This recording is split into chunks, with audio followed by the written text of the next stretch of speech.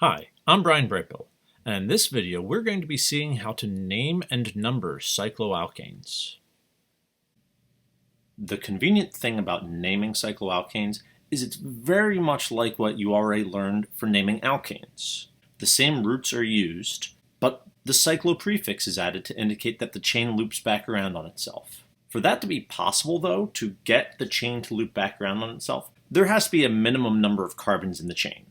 You can't have a ring made of a single carbon, or even just two carbons, because that would just be a line, one point to another. Just like the shape with the fewest sides is a triangle, the smallest ring is a propane with 3 carbons. So when we name the cycloalkanes, they can be anything from propanes, to butanes, to pentanes, up to hexanes and beyond. They will never be smaller than the propane. And if the molecule is just that number of carbons, forming a ring with only hydrogens on it, with every single carbon attached to 2 other carbons and 2 hydrogens, then all you do is name it with the name of that chain with the cyclo in front.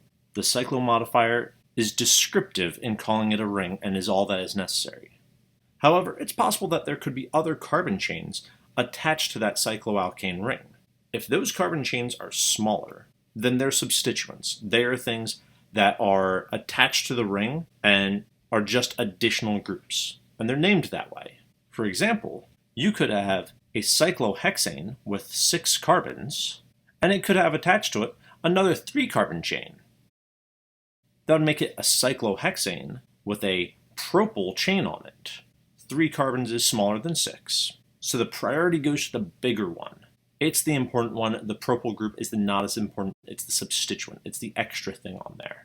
We would name this with the substituent in front, a propyl, on a cyclohexane. So this would be propyl cyclohexane. On the other hand, if it was the opposite situation, where it was a 6 carbon chain with a propyl ring attached to it, here the propyl ring would be the substituent as it's smaller than the main chain. So you would treat the cyclopropyl group as a substituent on the main chain and name it accordingly. So in this case, we would have, because it's on the 3rd carbon from the right, 3 cyclopropyl hexane. In our example that we just used with the propyl cyclohexane, there is only one substituent, so that carbon with the substituent is automatically the number 1 carbon. It's the only one that matters, so it's given priority number 1. However, it's possible you could have multiple substituents on the same ring. If that were the case, you'd choose which one's the highest priority from the rules you've seen previously, and number that as the number 1 carbon. Since we can start anywhere around the ring, we don't have to start at the end. We start with the carbon on the ring with the highest priority. Then we count either clockwise or counterclockwise around the ring, in whichever direction gives us the lowest total numbers for the other substituents. So if we can count one way and get a 4 and a 5, and the other way and get a 3 and a 4, we go with the 3 and the 4 because that gives us the lowest total. Let's see that naming in action now by looking at these compounds. Our first example, A, is a simple cycloalkane. There are no substituents, so all we have to do is count the number of carbons in the ring. We see here that there are 5 total carbons around the cycloalkane, and we know that the root name for a 5 carbon chain is a pentane. So we just throw on the front of that a cyclo and call this cyclopentane. Example B follows a similar pattern where we just have a cyclic alkane again, and all we need to do is determine the number of carbons. Counting around, we have 8 carbons on this ring. An 8 carbon alkane is an octane, so this is cyclooctane. Example C becomes a little more complicated because we now do have a substituent, but we still begin the same way. We still count how many carbons are on the ring. In this case, we have 6. That means we have a cyclohexane, but with the substituent, we now have to see how big the substituent is, compare it to the size of the ring, and use that to determine the complete name. The substituent is only 1 carbon large, though, making it a methyl substituent.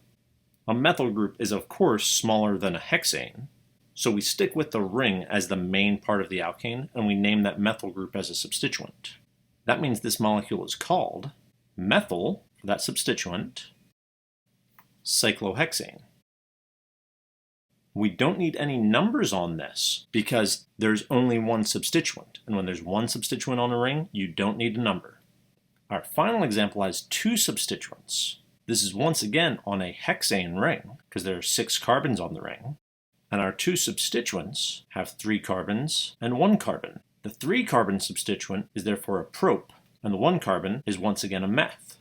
Neither of those is larger than our alkane ring, so the cyclohexane is still the main part of the name. But now we do have to give numbers. The 3-carbon substituent, the propyl group, is larger than the methyl group, so we assign that carbon to be carbon number 1. Then we move around clockwise and find the methyl group is on carbon number 3. If we had counted counterclockwise, it would have put that methyl group on carbon number 5.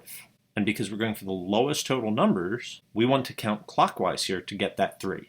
Continuing to follow the rules here, we name the substituents first, in alphabetical order, with the number as a prefix to say which carbon it's on. So we have 3-methyl, 1-propyl, cyclohexane.